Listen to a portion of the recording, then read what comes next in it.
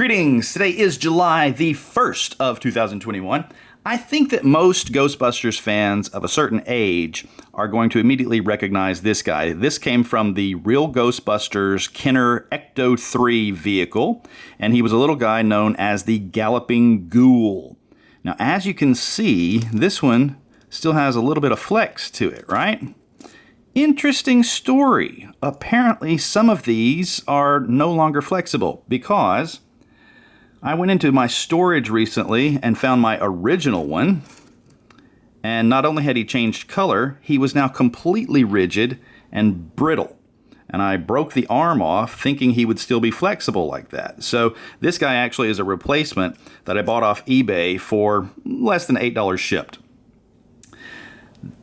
My theory was that somehow in the last couple of years, I took some Ghostbusters stuff that had started feeling tacky as they do over time, and I'd given them a wash in just, like dishwashing detergent and water.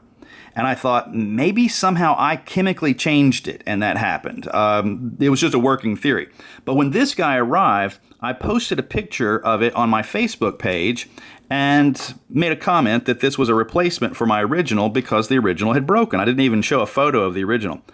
2 people corroborated that this has happened to theirs as well. Glenn Frederick said that he had 2 of these, and the same thing happened to only one of them over time.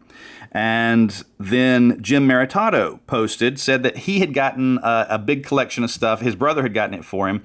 And as soon as he read my post, he messaged the brother and said, hey, check that Galloping Ghoul in there and see if it's flexible or if it's rigid. He said his brother just picked it up and it crumbled in his hands.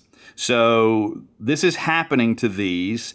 Right now, Kenner/Hasbro has done some retro stuff where they remold the old toys. Okay, get on the ball, Hasbro, because you are going to have to make a mold of this guy or find the original molds because the real ones from the 80s are breaking down.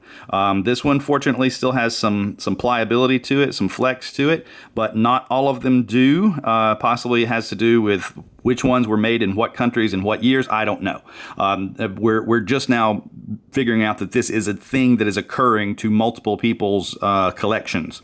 So alternately, if Hasbro doesn't make a mold of this guy for their retro offerings, then I feel like the fans out there should hop on the horn really quick and make a mold of one of these and offer some reproductions perhaps for posterity in case all of these turn rigid over time and become fragile and crumbleable, as happened to Jim.